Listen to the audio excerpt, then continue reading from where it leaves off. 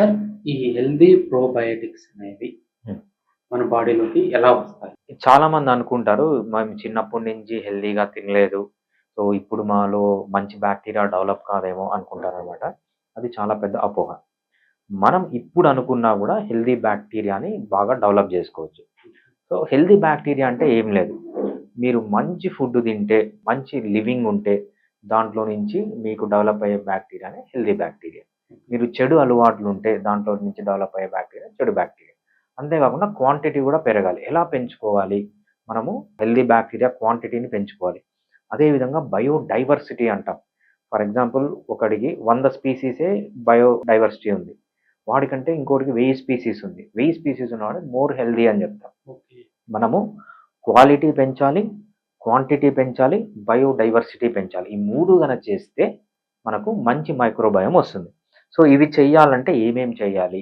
First మానేయాల్సినవేమేమి, చేయాల్సినవేమేమి decide చేద్దాం. హ్మ్. Antibiotics తక్కువ వాడాలి. ఓకే. యాంటీబయాటిక్స్ ఏం చేస్తాయంటే చెడు బాక్టీరియానే కాకుండా మంచి బాక్టీరియాని కూడా చంపేస్తాయి. హ్మ్. సో, అందుకు యాంటీబయాటిక్స్ తగ్గియాలి. అదేవిధంగా స్టెరాయిడ్స్ గానీ, అన్నెసెసరీగా వాడే డ్రగ్స్ గానీ, ఇవంతా చాలా మేజర్ ఎఫెక్ట్ ఉంటుంది ఈ మైక్రోబయోటా పైన. అందుకు ఇవన్నీ తగ్గించాలి. దాంతో పాటు మనకు కొంతమంది చూస్తుంటాం చాలా నీట్‌గా ఉంటారు. ప్రతి ఒక్కటి శానిటైజ్ చేయడము, ఈ విధంగా చేయడం వల్ల ఏమవుతుందంటే, మనకు రావాల్సిన మైక్రోబయోమ్ అంతా చనిపోతుందనమాట. ఎన్వైర్న్‌మెంట్‌లోనే చనిపోతుంది. అందుకే అన్నెసెసరీగా శానిటైజర్స్ గాని యూజ్ చేయకూడదు. సో, చిన్న పిల్లలు ఎప్పుడన్నా పోయి మట్టిలో ఆడుకుంటున్నారనుకోండి, మంచి హెల్తీ మట్టి ఉంటే ఒక ఫారెస్ట్‌లోనో లేకపోతే ఒక మంచి అగ్రికల్చర్ ల్యాండ్‌లో పోతున్నారు, ఆడుకుంటున్నారంటే వాళ్ళని ఆడుకోనియాలనమాట. ఎందుకంటే అక్కడి నుంచి వాళ్ళకి హెల్తీ మైక్రోబయోటా అనేది వస్తదనమాట. ఇంకొకటి అవాయిడ్ చేయాల్సిందేంటంటే ఎస్పెషల్లీ కార్బ్స్. కార్బ్స్ అంటే ఏవేవంటే షుగర్స్. హ్మ్. బెల్లం గానీ, తేనె గానీ, చక్కెర గానీ వీటిని అన్నిటి రూపంలో, అదేవిధంగా స్టార్చెస్ అంటామనమాట. మనము ఎప్పుడైతే ఈ రైస్ గానీ, వీట్ గానీ ఇవన్నీ ఎక్కువ తినకూడదు. లైట్‌గా తీసుకోవాలి. దాంతో పాటు సీరియల్స్ అండ్ మిల్లెట్స్ అంటాం. ఎక్కువ తియ్యగున్న ఫ్రూట్స్, మామిడి పండు చాలా తియ్యగుంది, నాకు చాలా ఇష్టం. తియ్యగున్న ఫ్రూట్స్ కూడా తగ్గియాలనమాట. దీంతో పాటు చాలామంది ఏం చేస్తారంటే diet cokes, so artificial sweetener ఏసిన ఫుడ్స్ కూడా తగ్గియాలి. ఈ ఆర్టిఫిషియల్ స్వీటనర్ ఏసిన ఫుడ్స్‌లో కూడా చాలా డ్యామేజింగ్ ఉంటాయన్నమాట మనకు గట్ బ్యాక్టీరియాకి. దాంతో పాటు ప్రాసెస్డ్ ఫుడ్. మనం చిన్న పిల్లల్ని చూస్తుంటాం. కుర్కురే ఇస్తూ ఉంటాము. ఇవన్నిట్లో ఏం చేస్తారంటే చాలా కెమికల్స్ యాడ్ చేస్తారు. ఈ కెమికల్స్ యాడ్ చేయడం వల్లంతా మైక్రోబయోటా దెబ్బతింటుంది. ఈ ప్రాసెస్డ్ ఫుడ్స్ కూడా తగ్గియాలి. దాంతో పాటు ఒమేగా 6 ఫ్యాటీ యాసిడ్స్. మనకు ఒమేగా 6 ఫ్యాటీ యాసిడ్స్ ఎక్కువుంటాయి. వెజిటబుల్ సీడ్ ఆయిల్స్ అంటే ఏంటి? Sunflower oil, safflower oil, rice bran oil వీటిలో అంతా ఒమేగా 6 ఫ్యాటీ యాసిడ్స్ ఉంటాయి. ఈ ఒమేగా 6 ఫ్యాటీ యాసిడ్స్ ఉన్నప్పుడు ఏంటంటే హైలీ ఇన్‌ఫ్లమేటరీ, మన గట్ బ్యాక్టీరియాకి గూడా చాలా డ్యామేజింగ్ అన్నమాట ఇవన్నీ. సో, దీని బదులు ఏం తీసుకోవాలంటే మంచి ఆర్గానిక్ వెజిటబుల్స్ తీసుకోవాలి, ఫ్రూట్స్ తీసుకోవాలి, నట్స్ తీసుకోవాలి. అన్నీ మొత్తం ఆర్గానిక్‌గానే వాడాలన్నమాట. మనకు మంచి బయోడైవర్సిటీ పెంచుకోవాలంటే ఏం చేయాలంటే వెరైటీ ఆఫ్ ఫుడ్స్ తినాలి. సో, మీరు పల్సెస్ తింటున్నారు. పల్సెస్ అంటే పప్పు దినుసులు. రాజ్మా ఒకరోజు తినండి, చనా ఒకరోజు తినండి. ఎంత బయోడైవర్సిటీ ఎన్ని డిఫరెంట్ వెరైటీస్ అయితే అన్ని డిఫరెంట్ వెరైటీస్ తినాలి. దాంట్లో ఉండే కెమికల్స్ వేరే ఉంటాయి. దాంట్లో ఉన్న ఫైబర్ గూడా డిఫరెంట్‌గా ఉంది. ఎప్పుడైతే అంత డిఫరెంట్ ఫైబర్ తింటుంటామో మన బాడీలో గూడా డిఫరెంట్ మైక్రో ఆర్గానిజమ్స్ పెరుగుతుంటాయి. అంటే డైవర్సిటీ పెరుగుతుంది. అదే విధంగా లీఫీ వెజిటబుల్స్ గాని రోజు చేంజ్ చేస్తూ ఉండాలి. సో, ఎంత డిఫరెంట్ వెరైటీ మనకుంటే మనం తీసుకునే ఫుడ్‌లో ఎంత డిఫరెంట్ వెరైటీ ఫైబర్ ఉంటే మనకు అంత బయోడైవర్సిటీ అనేది పెరుగుతుందనమాట.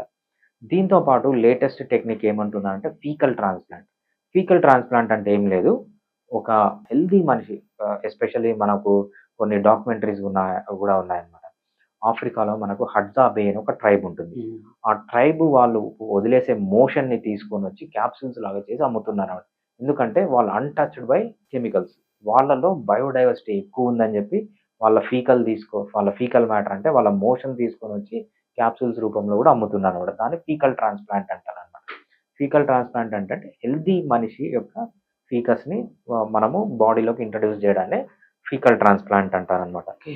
దీంతో పాటు ఏంటంటే మంచిగా నిద్రబోవడము. సో, 7-9 అవర్స్ నిద్రబోవడము, డీప్ స్లీప్‌లో ఉండడము, రెగ్యులర్‌గా ఎక్సర్‌సైజ్ చేయడము, లైఫ్‌లో స్ట్రెస్ లేకుండా ఉండడము, అదేవిధంగా ఆల్కహాలు, స్మోకింగ్ ఏవైతే ఈ చెడు అలవాట్లున్నాయో పార్న్ వీడియోలు చూడడము, రీల్స్ చూడడము, అడిక్షన్‌కి దూరంగా ఉండడం కూడా మంచి మైక్రోబయోటాని హెల్ప్ చేస్తుందన్నమాట.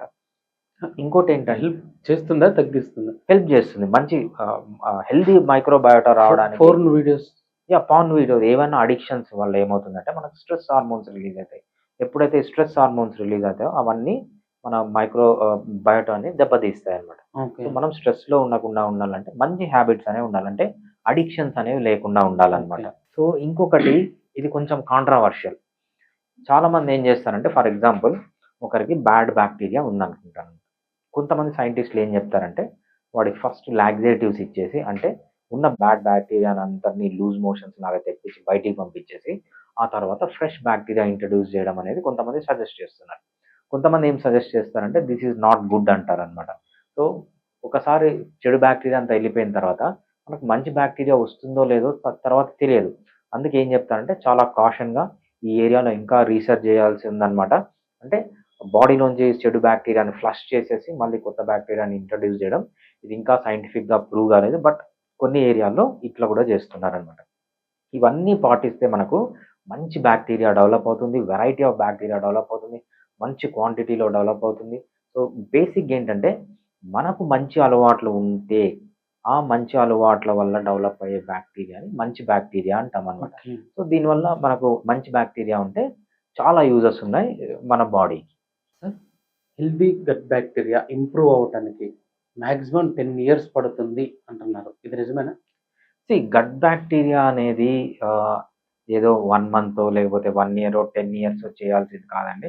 సో, హెల్తీ బ్యాక్టీరియా రావాలంటే మీకు ఆ పర్టిక్యులర్ సిట్యుయేషన్‌లో ఆ రోజు మీరు హెల్తీగా ఉంటే అదే హెల్తీ బ్యాక్టీరియా. ఓకే. మీరు ఫర్ ఎగ్జాంపుల్ ఇండియాలో ఉన్నారు. మీకేదన్నా ఛాన్స్ వచ్చి వేరే దగ్గరికెళ్లారు. అక్కడ మళ్ళీ మీకు బ్యాక్టీరియా అనేది మారుతుందనమాట. సో, ఆ ఫుడ్ హ్యాబిట్స్, ఆ ఎన్వైర్న్‌మెంట్ బట్టి మారుతుంది. సో, హెల్తీ బ్యాక్టీరియా అనేది 10 ఇయర్స్ కాదు, 20 ఇయర్స్ అనే కాన్సెప్ట్ కాదు. సో, హెల్తీ బ్యాక్టీరియా అనేది లైఫ్ టైమ్ ఉండాలనమాట. హెల్తీ బ్యాక్టీరియా ఎలా ఉంటుంది మీకు హెల్తీగా అంటే మీరు ఇంటరాక్ట్ అయ్యే ఎన్వైర్న్‌మెంట్. మీరు ఎలాంటి ఫుడ్ తింటున్నారు? మీరు ఎలాంటి ఎన్వైర్న్‌మెంట్‌తో ఇంటరాక్ట్ అవుతున్నారు? అనేది మనం ఇందాక చెప్పుకున్నవన్నీ ఫ్యాక్టర్స్ పైన డిపెండ్ అయి ఉంటుంది తప్పితే సో, ఇది పర్టిక్యులర్‌గా 10 ఇయర్స్, 20 ఇయర్స్ అనేది కాన్సెప్ట్ అనేది ఉండదు. ఈ రోజుల్లో చాలా మంది మీరు అబ్జర్వేషన్ చేసే ఉంటారు. గ్యాస్ ట్రబుల్ కోసం ప్రతిరోజు కూడా ఒక చిన్న టాబ్లెట్ ఏసుకుంటున్నారు. రైట్. దానివల్ల కూడా మనకి ఈ ఎఫెక్ట్ అనేది అంటే ఈ గట్ బ్యాక్టీరియా ఎఫెక్ట్ అయ్యే అవకాశాలుంటాయా? డెఫినెట్‌గా అండి. మీరు అన్‌నాచురల్‌గా ఏది చేసినా మీ బాడీలో మీరదొక టాబ్లెట్ కావచ్చు, ఒక యాంటీబయాటిక్ కావచ్చు, ఒకటి యాంటాసిడ్ కావచ్చు, ఒక ప్రోటాన్ పంప్ మామూలుగా ఎవ్రీడే యేసుకునేది ప్రోటాన్ పంప్ ఇన్హిబిటర్ యేసుకుంటున్నాం. ఈ ప్రోటాన్ పంప్ ఇన్హిబిటర్‌కి చాలా సైడ్ ఎఫెక్ట్స్ ఉన్నాయి. అది ఎవ్రీడే యేసుకోవద్దు. సో, గట్ బ్యాక్టీరియా పైన కూడా మీరు బాడీలోకి ఏ మెడిసిన్ తీసుకున్నా కూడా గట్ బ్యాక్టీరియా పైన ఎఫెక్ట్ అనేది ఉంటుంది.